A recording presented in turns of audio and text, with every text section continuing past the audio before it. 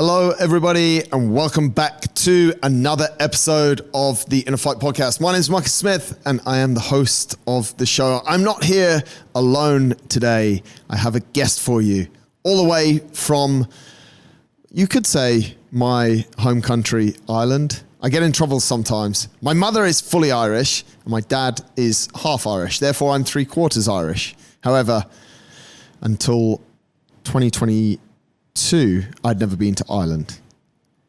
My guest today is a gentleman by the name of Adrian McDonnell. He, as he talks us through, was enjoying a pretty typical kid's life, eating all of the rubbish food that they're fed or that's marketed towards them. But he got to a stage where he realized he was what some of you might have heard of, or some of you might have been classified as or referred to as. He got to a realization that he was, in fact, skinny fat. A contradiction of terms, as Adrian explains to us. He also explains how he got over it, through it, around it, some of the key considerations when it comes to nutrition, and also some of the key considerations in order to stick with your nutrition and not get sucked into crazes, dieting fads, or negatively influenced by things you might see in the media or on Netflix. This week's show announcements. Obviously, what's very important is I give you an update on what I told you about at the start of last week's show announcements, which was the snake on the beach. Since the recording of last week's show, no, I have not been bitten by a snake, but I have learned that snake that I had a picture of that I put on my Instagram was actually alive. It wasn't dead. And that snake was later, I wouldn't say captured, but rescued by the people that rescue snakes. And it was taken to an animal hospital where it was further revived and apparently is now doing quite well, which is good. And I'm very glad that it didn't do well by eating me. A little bit ironically, really, before I took a picture of the snake, there was a lady who used a dog poo bag to get water from the ocean to put it on the snake. I'm not sure what the hell she was trying to do, whether she was trying to revive it or what she was trying to do, but I think she's exceptionally lucky that the snake didn't hop back to life or come around and bite her. So the moral of this story is, and why I share this, is that not every snake that looks dead is actually a dead snake. So if you're in Australia or if you're anywhere near a snake, or you can probably apply the moral of that story to a number of different animals. They might not always be dead. They might just be pretending. So please be careful. Anyway, back on to this week's show announcements. Pure Strength. If you are looking to get stronger in a specific strength-focused program, then you need to be at the gym on Wednesday evenings to do that. We have a class called Pure Strength. It runs at 6:30 till 7:30 on a Wednesday evening. It is led by, perhaps, arguably, although Andy might argue differently, and Milosh also might argue differently, but probably one of the strongest, or the strongest coach that we have. It is the new Toby Buckland, which I saw the other day. He has snatched 140 kilos. Snatch. I'm not talking about his deadlift. I'm talking about what the guy can pull off the floor and put overhead in the snatch. If you want to so he's pretty freaking strong. If you want to get strong, reach out to Toby or just book in through MindBody. 6:30 on a Wednesday to Pure Strength. He is kicking off a 6-week and a 12-week, which is part of the same thing. First block is a 6-week, and then there's another 6-week, and it's a whole part of a 12-week block of strength training, which complements what you may be doing in class. If you are overseas and you want to know more about that, then just give him a shout, tb@innerfight.com. He would probably quite like to hear from you. If you are interested in going on a trip with Inner Fight Endurance, we are going to Amsterdam Marathon. We've spoken about this a little bit before, but we are 12 weeks out from Amsterdam Marathon now. And there's a way that you can get an entry if you don't have one, which you can apply to repurchase one from another runner who can't make it. And apparently we have some clients who have done this, and apparently there are some people out there, I think in different Facebook groups or stuff like that, who are selling their entries to Amsterdam Marathon. If you don't, and half marathon as well, there's a marathon and a half marathon. If running isn't your thing, but you just want to come for what I would say is probably a junket, then you are more than welcome as well. We do have some supporters, some non-runners who will be coming over to that. We are 12 weeks out from Amsterdam Marathon. If the run or just the holiday tickles your fancies, give us a shout, come and enjoy it with us. Each week on the website, and if you're on our mailing list, you will get it. I put out a message called the Inner Fight Way. Sometimes it is just my thoughts. Often I try and relate them in some way, or they are related in some way to what is going on in the business or in life generally. If you're not getting that email, you can see it on the website, innerfight.com/news. And I want to quickly read, sorry, this week's announcements are a little bit long. You can skip to the start of the show if you really want, but just have a quick listen to this if you have an extra couple of minutes. Would you eat it? Would you eat it and why? Take your rational brain in a super calm, non-hungry state and ask this question to any foods that you have or may eat. Apply the same to any food you may give to your kids if you have them.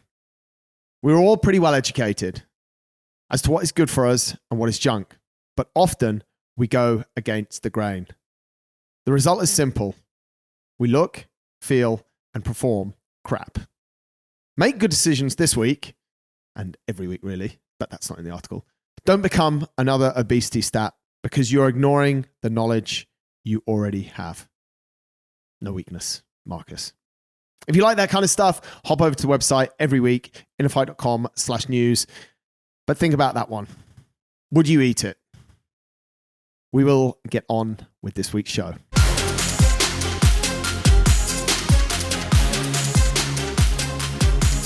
This is episode number 824 of the Inner Fight podcast. Skinny Fat with Adrian McDonnell. Enjoy the show. Adrian, all the way from Ireland, referred to each other by the main man, Brian Keane Fitness. Mate, welcome to the show. Marcus, absolute pleasure to be on. Big fan of yours, big fan of the podcast. And also, we have a mutual friend in Brian Keane, so it always helps. This is going to be good, mate. Mate, people have been lured in by the title Skinny Fat. What is it, mate? What's it all about? Oh, I mean, skinny fat, it's kind of like, it's a hard one, Marcus, because how can you simultaneously be skinny and fat at the same time? Yet that was how I looked for the first 19 years of my life. Now, if you were to reflect back on my lifestyle, there was probably a reason I looked this way. I can relate. So I listened back to one of your podcasts and I had to laugh when you mentioned about the tuk-tuk shop and the sweets and that you always had a sweet tooth growing up because, man, I was the exact same. So first of all, my diet, it was just mostly eating that sugary, eating that junk food growing up. I was doing lots and lots of cardio. So I would have played GA back here in Ireland or Gaelic football. So it's primarily just running, cardio. And this got me to a point where, you know, growing up in school, Marcus, I wouldn't have had much of an appetite. Anytime my parents would have given me sandwiches, they may not have come home, but they didn't go into my mouth either. I would have thrown them away. It had to have chocolate. I had that sweet tooth all growing up. And I guess I got to a point, Marcus, where when I was a teenager, if you looked up skinny in a picture dictionary, you probably would have seen a photo of me. But this lifestyle, then I went to college, and it wasn't long when I went from being skinny fat or skinny to skinny fat from just drinking alcohol, having pizza, having takeaways. And I guess that just got me to a point where I wanted to change, and hence the skinny fat specialist. And I haven't looked back since. Mate, were you like, when I think about it, don't all kids love chocolates, mate? I don't think I was out of the norm there. I feel I just carried it right through, though, to maybe my later teens when I should have started eating more like an adult. I mean, let's talk about that a little bit, mate. And obviously, you know, we're probably not going to fix the child obesity crisis that we're really quite deep into now. But I'm interested to get your thoughts, mate, from waking up. I mean, I remember as a kid, Cocoa Pops, absolutely. 11 o'clock or 10 o'clock sort of snack break at school.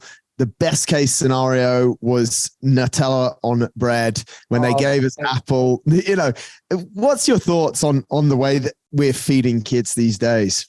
Oh, well, Brian and I are also alike in that we're both primary school teachers formerly. So I would have seen it firsthand. Now, a lot of schools do have like a healthy eating policy, but the problem is it only lasts inside the four walls of the school, and then it seems to go in one ear, out the other. I think a huge influence on this, completely topic aside, is the parents itself and the parenting. A leader knows the way, a leader shows the way. And if you want your kids to eat healthy and have a healthy lifestyle, yes, you're the one getting takeaways, you're the one filling the presses with these foods. They're just going to model what you're currently doing. So I think it actually starts with the adults, and it will trigger down to the children. Obviously, there is going to be some element of just having some chocolates, but I think the real emphasis should be on educating the adults, and that will then carry through to the children. I think you're right, mate. But I also think there's a lot of marketing that's aimed at children and plays a lot on sort of kids' emotions. And, you know, and then I always think about this, like, if you're not giving your kids what the other kids are having, then what are you opening up to? Bullying, letting them feel like the odd one out, and all those things start to come into play, don't they? Yeah, that is a fair point. I guess, like everything, even with a lot of the clients, I'm sure you and I coach, Marcus, it's just getting that balance right. And provided you're more 80-20, 90-10 with the nutrient dense, there are always room for those, for the chocolates, for the sweets that we all love, right? But it's just really about getting that balance and that moderation.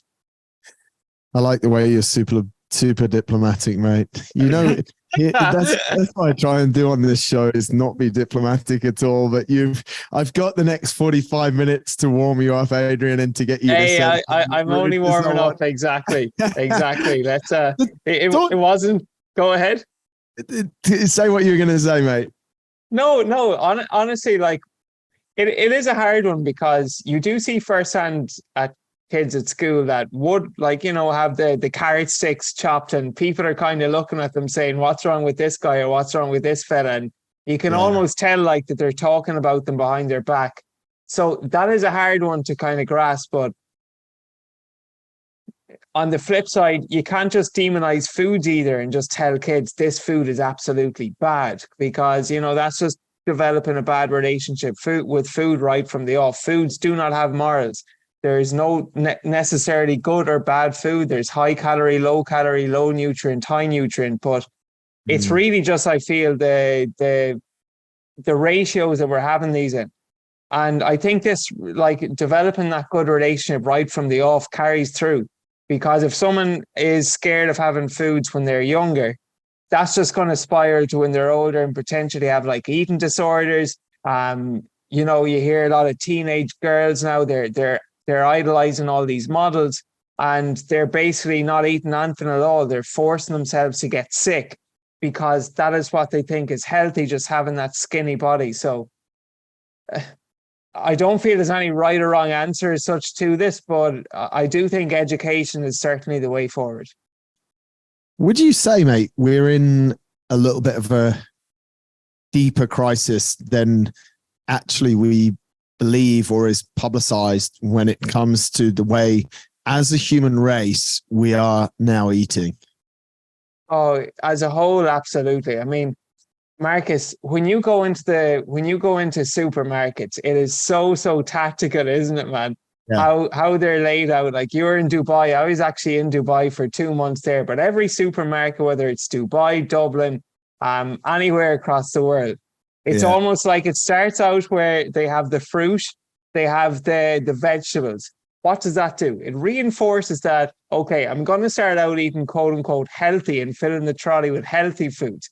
Oh, do you know, I put in some broccoli, some cauliflower, some carrots there, some fruit. Geez, I've made a lot of healthy choices. Time to treat myself. Then you slowly get into the bakery, and then, okay, the bakery, I might throw in this croissant and that croissant. And then you get into the sweet aisle, and you've got the Cocoa Pops. And, you know, your mentality is just like a lot of people's mentality. Well, I've already started out with the healthy, so now I'm just treating myself. But where does it end then? One of the best pieces of advice that I heard a dietitian say is shop the perimeters. Shop the perimeters. That's where you're going to get mostly the lean protein, the clean greens, the veggies. And then if you need to go into the danger aisles, the middle aisles, only go there with the freaking list so you know exactly what you're getting. Super interesting, Adrian, the way that you've put it there, mate. And what actually flicks to my mind is I wonder if we can, because we're seeing a lot, and I noticed this, I was in Europe the other week there, and every food and drink has I think it's a score, either A, B, C, D, or 1, 2, 3, 4, 5 on it. You probably know more about this than I do. I'm actually not too well versed on. I do see that. I haven't really taken much notice of it, but go on. Well, and it's not dissimilar to, I think, a lot of restaurants, definitely in the UK. They're being forced now, or they were being forced to put calories on it. As you explain the supermarket, what I have in my mind, the ideal scenario, and I remember this from a while back, is where alcohol in a supermarket, you had to go into this zone. So unless you were 18, and that's all changed as well. I'm just sort of casting my mind around a little bit, but that's changed a little bit. But what I would dream of, and maybe you've got some thoughts of, is the areas that you highlighted as the good areas are free to roam. And then the areas where the foods are not so great, the chocolate aisle. Like, imagine you go into the chocolate aisle and it goes, woo, woo. You think something like that, mate? Yeah, maybe like some kind of a time limit that you're only in here, or just portion it out, ration it out that you're only allowed X number of products. Or have time zones, because I know with alcohol here in Ireland, you can only get it at certain times of the day. Even in off license, they don't open 24 hours. And on Sunday they open a bit later. So yeah, you could definitely rationalize that, man. I'd vote for you, Marcus. I think we should join forces, mate. You're the nutrition man. I'm just I'm just throwing a little bit of petrol on the fire here for you, mate.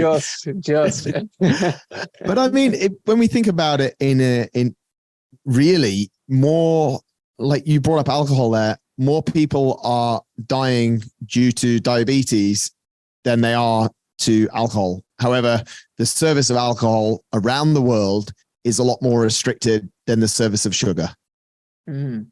Yes, fair point. Yeah. And sometimes, though, they're not necessarily, sometimes they can actually go together, if you understand what I mean, because what do people tend to eat a lot of when they are drinking alcohol? You know, you might have the pre-alcohol munchies, and that's where the crunchy bars, that's where the Oreos come in.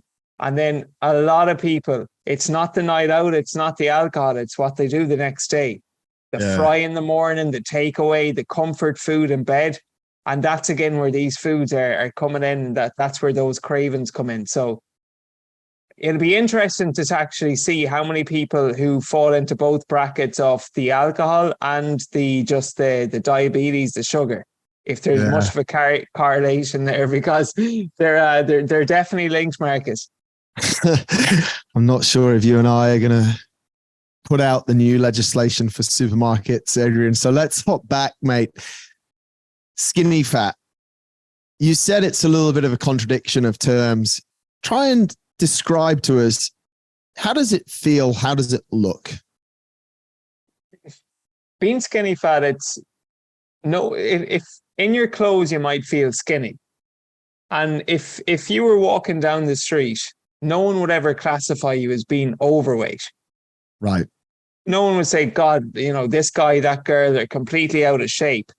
But yet, when you take your top off, you just have that stubborn layer of belly fat, that stubborn fat typically around your tummy, around your waist, that you cannot shift. and you lack a lot of muscle across your entire body. Right. So you have a higher than normal amount of body fat, but then simultaneously just a lower than normal amount of muscle mass. And I'm not shaming anyone who is skinny fat. Like, this was how I lived. I understand what it's like to be skinny fat. But I also know, Marcus, that there's a lot of people out there who want to get out of it, who want to fix it, who want to change it. And it's absolutely possible. Therefore, mate, we're not trying to shame anyone. We're here. We're trying to help people. And a lot of what you said, a lot of people might resonate with. Let's first understand, how do we get in that situation, mate? How do we get to that situation that you've described? Yeah, so there's a few things here, Marcus. So seeing as we just started out with the diet, typically, Marcus, it's a low protein diet. Like, when you go back to the cause of being skinny fat, it's having a lack of muscle across your body. And obviously we know that protein is one of the building blocks of actually having lean muscle tissue.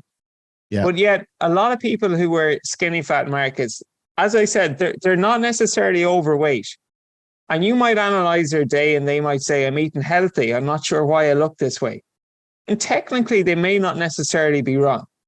Because they might be having the porridge for breakfast with a banana. It could be soup and a bit of soda bread for lunch. Okay, there might be, a bar or two on the go there while they commute home from work.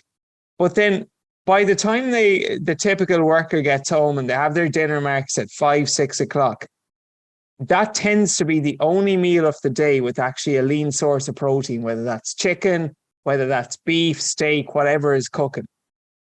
So they might end the day, a guy 80 kilos who might need upwards of 150 grams of protein with just 50 grams of protein max for that full day. And yet, if you were to be fair, that's not necessarily an unhealthy diet, but it's a low protein diet.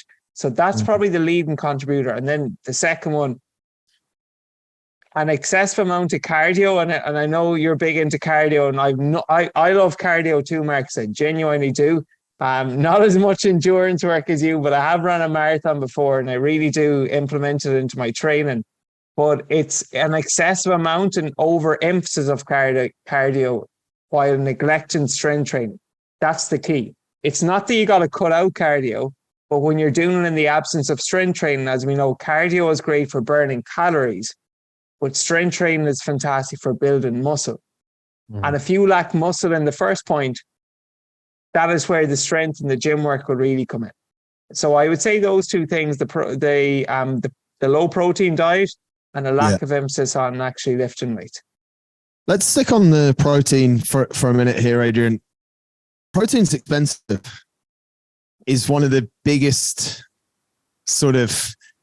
I think it's a bullshit excuse, mate, but it's one of the biggest sort of excuses or things we hear around when we say to people, eat more protein. We see a lot of, brown food is quite cheap, whereas protein is more expensive. How do you get around that, mate? You work with a lot of clients, you've transformed yourself, you work on this a lot. How do you get people protein, and talk to us a little about also good quality protein? Yeah. So first of all, protein being expensive, I think that's pretty much a myth. Like, when you actually, if you were to analyze the cost of buying a lunch out versus prepping your own, you would probably prep 3 times the amount for one lunch. Yeah. So let's just debunk that myth first of all. Now, that protein is as accessible as ever, but the problem is not all protein sources are created equal.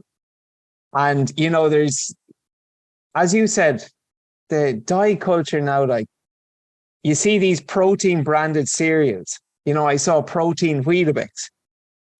You see like protein bars. You see protein cereal bars.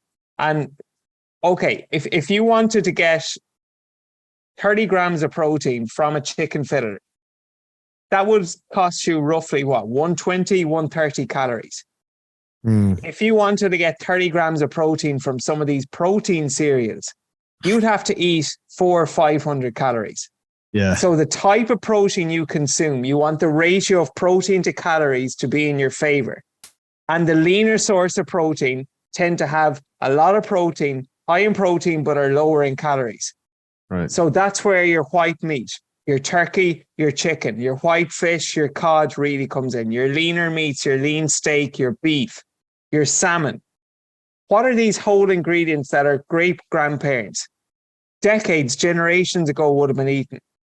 Yeah. And try to model those kind of protein foods as much as possible. Eggs. I know you're a big proponent of paleo, and a lot of those protein sources there, like they've lived true to this day for a reason. So I'd be saying for anyone who has typically 4 meals a day, let's get at least 2 of those. Let's get at least 2 of those where we're getting them from more whole foods, like the lean meats, like the eggs, like those proteins that we spoke about. And then some other options, maybe fat-free yogurt, protein powders, if you get a good brand there, they can all be beneficial. But one of the simplest and most effective ways to increase protein is to just add more to what you're already having. It annoys me that people, I look at we're able to see, in their MyFitnessPal, how many grams of protein they're having at dinner and so on. And it's like 100 grams of protein sometimes maybe starting out, and 400 grams of the Irish potato, everyone's favorite. Can we just skew those ratios slightly higher? So just double the amount of protein. Keep your potatoes if you want, but let's just at least double our protein size, so we're getting more in there at dinner, at lunch, at breakfast, at all the place. It's often a lot of sort of training the stomach, creature of habit as well, mate, and what people have been used to having. So it's a great example there. And let's keep it Irish. Let's keep it on potatoes. If we've generally eaten a lot of a carbohydrate, there has to be a period of sort of, yes, increase the protein, but if we want to reduce in another area, because generally people will start to feel full. I think what I'm saying here is a lot of time that transition, and the fact that if we are, when we eat protein, like I'll eat steak for dinner 3 nights a week, sometimes 4 nights a week if I'm feeling it. And that, if it's a decent amount of protein or a decent sized steak and it's a good cut, it will sit with me and fuel me for a number of hours, mate. It won't. Whereas if we're eating a lot of carbohydrate, we're satiated in the moment, but we'll get hungry again a lot faster. Absolutely. It's one of the simplest and most effective ways to just actually improve someone's lifestyle, help them drop weight, help them drop fat.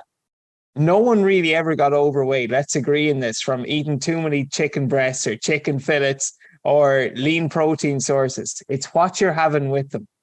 And even like with the boiled potatoes, the rice, they're all fine. But it's how they're cooked. It's the oils, it's the butter. That's what makes them so simple and easy to eat. So even the order that you eat your food can be important. And if you have your potatoes, you have your rice, pick your carb there. If you leave that till last and let's get the protein, let's get the veggies in first, you probably won't have as much of an appetite for those carbs come the end. Explain to us the science behind that, mate. How does that actually work? It's just the type of food. The type of food. It's not just what you eat, but it's what you absorb. And some foods are more satiating or filling than others. And particularly when it pertains to fat loss, 3 things are so important: fiber, protein, and water intake. Because those foods tend to keep you fuller for longer and keep you more satiated. So knowing that to be true, then let's just look at your plate. Imagine your plate's a clock. Okay. You want from 12 to 20 to be a lean source of protein. From maybe 20 past until 1:45 to have your veggies. And then if you want that final 1:45 to the o'clock for your carbs, so be it. But if you prioritize the protein and the veggies there first, it's going to keep you fuller for longer. You're getting tons of, vitamins, minerals in, and you're still having your carbs. It's the ratio again. Like we spoke at the start, it's the ratio and the amount that you have of each. It's interesting because one thing that a friend of mine always gives me a hard time about is eating in what I call combinations. So it's quite graphic, mate, but we're here, so we'll stay here. Yeah, We're on we've got I love when you're saying that, I'm visualizing it 12 till 20 past till quarter two till the end. So we know how to put up. But what I love, mate, is I love a little bit of the steak, a little bit of the potato, and a little bit of the salad, all on the fork. Way too much. Holly's like, you've got so much on your fork. Like, mate, calm down. And the taste of, and I think I know where this comes from. I've worked a lot to try and figure it out. And I think it genuinely comes from when I was in boarding school, we had to eat everything on the plate. And therefore the stuff, because in boarding school, they would always destroy the vegetables. So that's what, I didn't mind vegetables as a kid at home, but at boarding school, when the cauliflower is like soggy, still got water on it, you have to use the potato and the mince to try, you put it all together to get it in your mouth. And I think I trained like that for so long that I just love to eat in combination. So your way of going sort of protein, then into vegetables, I'm freaking out. honestly, I'm not educating anyone on how to freaking finish your food. At the end of the day, total calories will be the most. If you're getting that on your plate, the order in which you eat it, it's like people saying, I want to lose fat. What are the best supplements and fat burners? When, let's actually start you out by just eating more protein, moving more, exercising more, and we can worry about the small micros at the end there. And by the way, I absolutely love that. I love combining foods there as well. When you get a dinner, you have to have at least one bite where every different ingredient is present on that fork and stuffed into your mouth. So amen, Marcus. I'm with you on that. But I think it is super interesting, mate. It's one of the biggest things that I'm seeing, and that's why I'm enjoying you backing up some of the stuff that I've put out recently. To be honest, mate, you're doing me a massive favor. But the amount of protein that people eat and the quality of protein that people eat in, I think, the modern era is deteriorating massively. And you said it so clearly, mate. And it's interesting. How do I get rid of skinny fat? We've spoken for the last 15 minutes just about protein and the quality of protein. We haven't made it any more complicated than anything else. Of course, you've mentioned about sources, but it's really, a lot of it is rooted in the amounts of protein, which is, it's actually quite crazy how simple the fix is. Honestly, I think sometimes people just try to make it sound more complicated than it is. Like, look, another simple way to, seeing as we're on the topic is skinny fat, and as I mentioned, typically people who are skinny fat, Marcus, they're not necessarily overweight. So you're probably wondering, how many grams of protein should I eat a day? I always like to aim high, reach for the stars. You still might get to the moon. So I would say whatever your body weight is in kilos, just double that. 75 kilos, that's double that is 150 grams. Yeah. And then how many meals do you have in a day? Typically, most people have 3 meals and 1 snack. Okay. So let's just say we need to get 150 grams of protein across 4 meals. Divide that by 4, and you're roughly talking 35, 40 grams of protein per meal. What does that look like in action? Breakfast, it could be some eggs there with protein with your porridge or Greek yogurt. Lunch, it could be a salad. Dinner, you've got your meat there. And then for a little treat, Greek yogurt, as I said, is a good one. Protein powders, that's where those blends can really be helpful, just to make up the remainder. But it's so simple in practice. But I guess, there's other... This is our area of expertise, and there's stuff that I certainly don't know in other areas that someone else might tell me is just really simple to execute. So that's why there's professionals in every field, Marcus. The only thing that you've mentioned a few times that obviously I don't love, Adrian, is your yogurt. Yeah. Now, what I will say is 0% fat. And I know with the paleo there, again, compared to what? Like, compared to having a protein cereal, it's probably better. Compared to having a lean source of steak, it's probably not as good. Yeah. But again, like everything, if you can certainly include these foods in moderation and still look, feel, and perform the way you want to.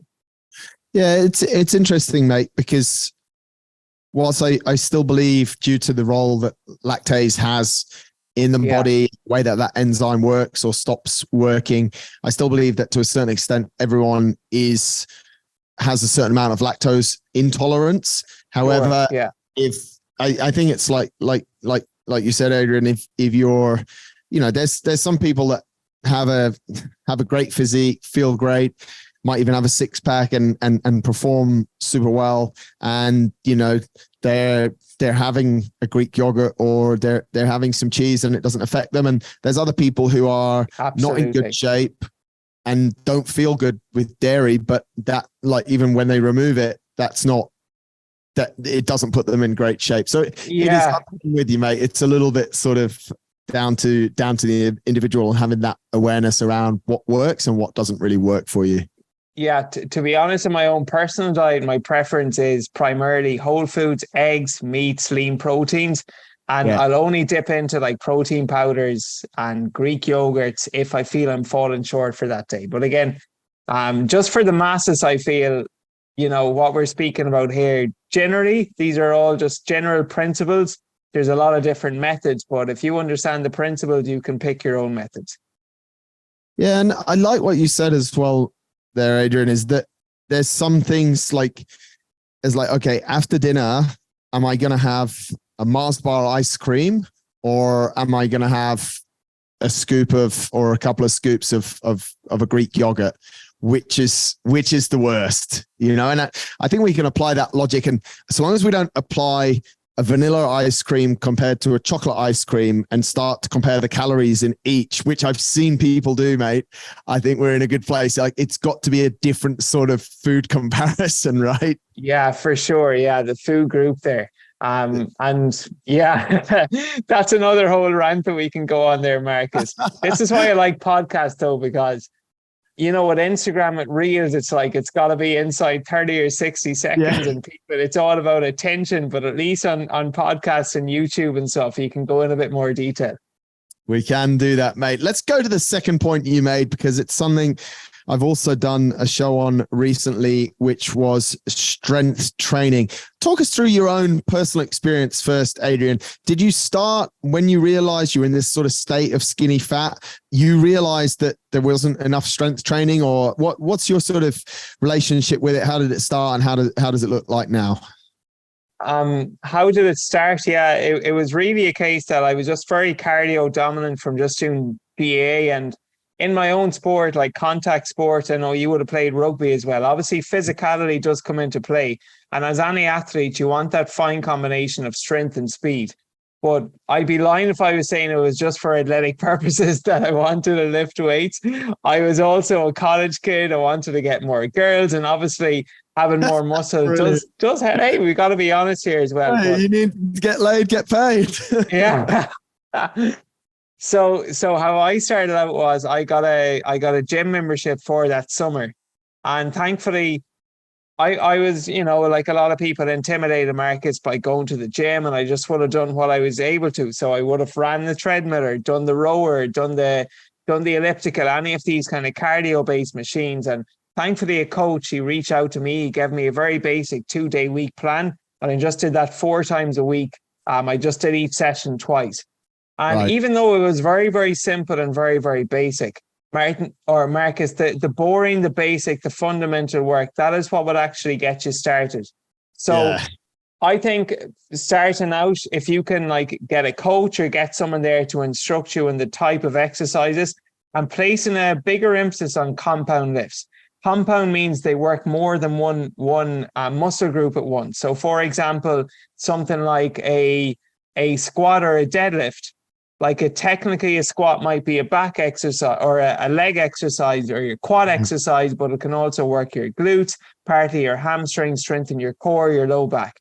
Deadlift, chin ups, all of these just exercises which they work more than one muscle group. Because I would have made the mistake going to the gym where you see a lot of people now and they're just doing like bicep curls starting out. Like, man, if you just get better at doing chin-ups and actually inverted rows and just carrying your own body weight, your biceps will indirectly grow, but you're focusing too much on the wrong type of exercise. So that is where the right exercise selection, I feel, does come in. And then as you become more advanced, you can obviously add progressions, but like everything, just start out with the basics. I like that, mate, because this is why we're having a good conversation, right? And this is why Brian introduced us. Thanks to Brian. Folks, go and check out Brian Keane Fitness. I was recently on his show. I need to get him back on. It's been a year since I spoke to him about his ayahuasca. You were on like three, if not 4 times. Yeah, I've been on it 2 times. You must, Mate, it's my Irish heritage, you see, and the fact that I'm now Irish passport holder as well. I have to work for the country. you're one of us. I'm one of you guys. But I like what you said there as well, Adrian. And this is why this is a great conversation, because the strength training that you spoke about is practical. People are looking for, you haven't spoken about sets and reps. You spoke about the frequency a couple of times a week or what have you, but you're not, your first port of call is not sets or reps. Your first port of call is, how is this exercise having a broad impact on my body? That's what we're saying, as opposed to, like you said, a bicep curl, a pull-up, because that's activating so many more muscle groups. So it's super practical. Have you always, for me, mate, this is all low-lying fruit, which no one eats from. Is that something that you've sort of, I don't mean to make you sound basic, mate, because I love the direction, but it's you're focusing a lot and you're getting great results with yourself and with people from a lot of the low-lying fruit. So what's that really saying? Well, when you think about it, Marcus, like when we spoke about nutrition there and what kind of foods were great-grandparents eating hundreds of years ago, and if you still follow those principles right through to this day, you wouldn't be going too far wrong. Now you look at strength training and how it's evolved. Yeah. Back in the day when it all started, and what were those compound lifts? And honestly, I feel most people would just get fantastic results if they repeated 15 to 20 exercises consistently over the period of their lifting. And like, you can then add variety there as well. Like, it could be, you might start out with an elevated deadlift, and then you put the barbell on the floor. And then you do a deficit deadlift where you're standing on a block and now you're adding more complexity to it. You could do a squat, but you could do a box squat. You could do a front squat. You could pause at the bottom. You're still training the fundamental movement. And if you focus on the fundamental movements, the muscles that you train then will carry through. So that's why I think if you really focus on those main compound lifts and just add a lot of variety, and then add in your accessory work there too. Of course, that's important, but it's hard to just speak to the masses. But I think these are some principles which a lot of people would get benefit from following. I agree, mate. I'm totally on the same page as you. I think people, when it comes to nutrition, and again, our main point on nutrition was focusing on the quality of food that you're eating and increasing your amount of protein. Yes, you've mentioned calories, but that's not the focus. And what you're doing is you're a transformation coach. You're transforming people through some of these basic principles, which you've said 2 or 3 times are, what was my grandma doing? Or what was my great grandma doing? And you're following that, and it's working, which is absolutely beautiful, mate. And how I heard somebody else put it, it really just helped paint the picture home for a lot of people. I'd always ask them, Marcus, have you ever eaten 4 apples in a row? I don't think I have, mate. No. You probably haven't, but I bet at some stage now, even in your adolescence, you've probably had 4 slices of pizza in a row. Now, how come you've no problem eating 4 slices of pizza, even though technically there are less calories in an apple? So it's not just the type of food, but it's the makeup, the micronutrients of the food. And that's just why big believer in whole foods, single ingredient, nutrient dense foods. Look, feel and perform good. Like, because I fell into the trap of when I started out watching a lot of these YouTubers vlog, and deceivingly having a 6-pack, yet it appeared like all they were eating is Pop-Tarts and cereal. So for anyone out there, you can look good but you mightn't necessarily feel good. Yeah. Yeah. And what's the point of looking good if you don't feel good on the inside? 100%, mate. And we all know what type of foods make us feel good. That's why, is this decision I'm about to make, is it giving me short-term gratification or long-term gain? And always try to think, and when you're eating, with how you're going to feel 30 minutes after the meal. Is the juice worth the squeeze? Sometimes it might be, and sometimes you just got to push the plate away and say no. Mate, you went into teaching. You're a primary school teacher.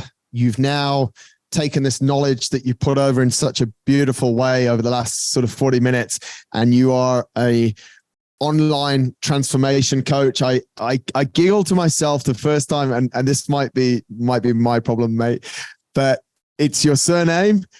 But when I see your site, McLifestyle Fitness, I immediately think of McDonald's, and I think it's so cool that you're making people the absolute opposite of what McDonald's makes people. Now, I don't know if anyone's ever said that before, mate. No one has ever said that before, but I'll tell you, one of my biggest pet peeves as a student, and even as a teacher as well. So my surname is spelled with 2 N's and 2 L's. Yes. MCDONNELL, whereas obviously, as we know, McDonald's is MCDONALDS. And some people would still call me Adrian McDonald or Mr. McDonald when it's actually McDonald. So I comment that. McLifestyle Fitness, mate. Tell us how you got into that. What made you move from your primary school teaching into being a transformation coach? I don't even like a transformation coach. It definitely is part of it with the image there, but it's more so just even about lifestyle too, and actually making it stick. And that's just something that, you really want to instill permanency and something that people can adhere to long term. But how it all started, obviously just being able to see the results that I was able to achieve with myself. After I finished college, Marcus, me and my mates, we went to America for the summer for 12 weeks. Right. And we went to Muscle Beach in LA, obviously one of the most world-renowned place for bodybuilders and lifting. But for me, that just planted a seed. Before I ever taught a day, I saw these people lifting and lifting weights and working out, and that was their job. Right. And I was just so skeptical, but what do you really do? And I was so ignorant to it. I never even realized that it was possible to do something like that, to do something you love for a living. No way. Before I ever taught officially as a teacher, I'm like, instead of saying I can't do it, better way to phrase is how can I do that? Right. And that's where then just, again, as I said, education is everything. So I just got my certification. I would have taught during the day, coach people in the gym at night, and just built up my in-person business initially. So my days would have been quite long. You have to really put the hours in at the start. It was a bit stressful.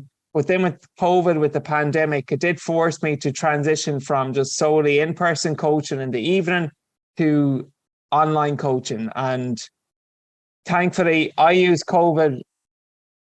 It helped me in the sense that with the time off, I wasn't just watching Netflix.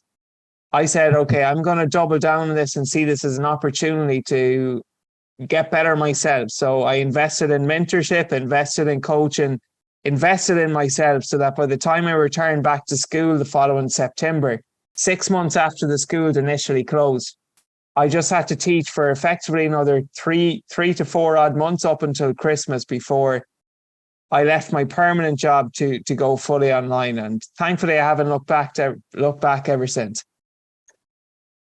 What do you do then, mate? Like you're coaching, you're helping people, you've had a history of lots of chocolate, of getting to this point where, I'm skinny fat.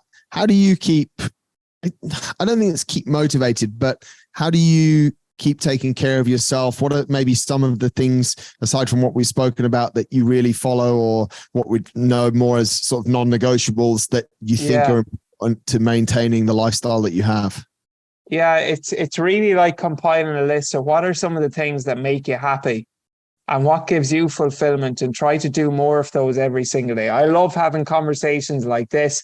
I love spending time with like-minded people. I love coaching clients and helping people out, but I also need to take care of myself too. And some ways that I like to do that. So obviously, like nutrition, food is huge in this. Like how you eat is going to dictate how you feel and how you perform. So I do fuel my body properly, but also exercise. For me, a lot of it is the physical benefits are rewarding, but it's just the mentality, it's the discipline about it. So I exercise, do some form of activity every single day. Nice. And then just like other things like reading, again, you're feeding the mind with good information, small bit of visualization, maybe here and there, or some people like to meditate. Meditation/visualization, even 5 minutes in the morning, just shutting your eyes, blocking things out. All of those things personally help me stay active and stay alert so I can help others. That's cool. We have somehow got to this deep in the conversation, almost 45 minutes in, mate. We've not mentioned the minority groups. We haven't spoken about the vegans. We haven't spoken about, a lot of different eating ways, and I don't really want to dwell on them. My question is, however, we've seen a lot of fad diets, ways of eating come and die out a little bit over the last sort of 5 to 10 years. We've seen juice detoxes, which were probably not really around 10 or 15 years ago. Veganism took a big, got way too much media attention. Let's just leave it at that. A few years back now, like, you can't find a vegan, but still there's a lot of stuff that's come and gone is what I'm saying. Looking forward to the next 5 or 10 years, and knowing what we did touch on a little bit there, Adrian, that we've got more obesity than ever before. We've got higher death rates from diabetes than we have from pretty much any other disease on the planet right now. Where are we going? Are people going to do what you said? Are people going to go back to what the grandmothers were preparing? Are people going to go back to the way that maybe you could say I eat, the Paleolithic way, paleo way, a caveman diet? What do you think's coming for us? It's such a great question. And to be fair, like, most people know what to do, Marcus. Yeah. If you're being honest with yourself, most people know what to do. Most time. People know that in general, the piece of fruit or the vegetable is going to be a better option than the donut. Yeah. So therefore, it's not necessarily through lack of knowledge. It's an identity shift that people really need. Who are you? What kind of person do you want to become? And just aligning your actions and thinking of what a person, or modeling someone who matches your ambitions and thinking of what they would do. And James Clear, in his book Atomic Habits, he had a great story of a guy. He lost over 100 pounds. Over 100 pounds in 6 months. Yeah. And the way he did it wasn't grueling sessions. It wasn't doing burpees. Instead of doing one 30-minute workout a day, or a 30-minute workout a week, he got him to show up to the gym 6 days a week for 5 minutes. What did that do? He mastered the art of showing up. Yeah. He built consistency. So really what it comes down to, I feel, with a lot of it, it's just consistency. Mm. Getting started is the hard point. And if we can just help people build these habits, build the habits. And it doesn't have to be that. It might just be protein at every single meal for someone. It could, for someone else, it could be going for a 10-minute walk a day, hitting 8,000 steps.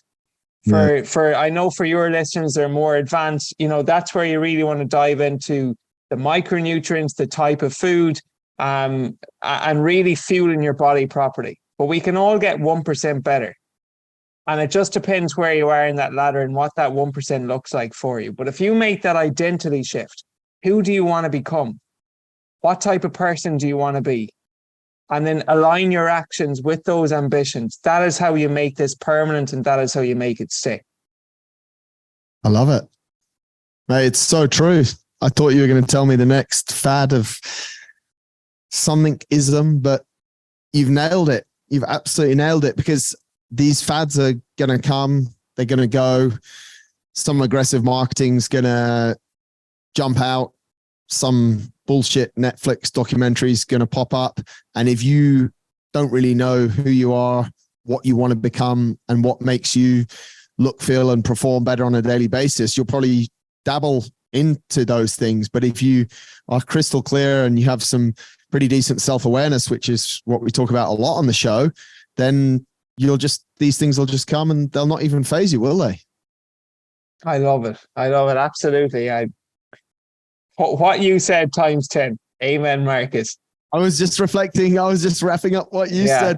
That's absolutely brilliant. Adrian, we've been going for nearly an hour, mate, which is awesome. This is not the last time we will talk. I really appreciate your insights and what you're doing. Where should people go to check out and maybe read a bit more or interact with you? Probably my Instagram might be the best platform, Marcus. So my Instagram, it's Mac Lifestyle Fitness. So MC Lifestyle Fitness, and there you'll see links to my podcast and whatnot. But just Instagram is probably the best platform. And Marcus, before I go, I want to say appreciate you. Big fan of your Inner Fight podcast. I heard you first on Brian Kane.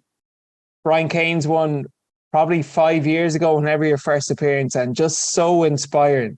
Your backstory, all of those grueling races you've put yourself through. I mean, it's just phenomenal what you've accomplished, and really inspiring to me as well. So thank you. I told you already that many grueling runner, the hardest part about running is the freaking first mile or two and just getting the mileage and getting the blood flow in the legs. But just even listening to you speak, it's like, as Brian calls it, Marcus mode. It has really helped. So you've been really inspiring.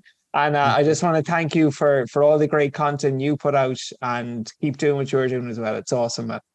Thanks a lot, mate. I appreciate it. And we'll stick all that stuff in the show notes so that folks can reach out to Adrian. But definitely, mate, as I do with Brian, I think we should make this an annual thing. That's for sure. I think I might be moving to Dubai potentially as well in September. So maybe we might get a chance to do something in person. As long as you don't put me through a 30-mile run in the desert, I should be able to survive. Well, mate, most of my initial meetings with people involve, if you're serious about having a meeting, we go for a run first or a work-out first. But so it's okay. You're in Ireland, but we could do that. I'll be well fueled for it. Yeah, I think there's a lot on fueling that people can learn here, mate. So I hope you keep that in mind when you come over here for a workout. It'll be brilliant. But sounds good. Thank you so much, mate. Massively appreciate you. And hopefully we all see you soon in Dubai. Thanks, Marcus. Pleasure is mine. Thanks for having me on.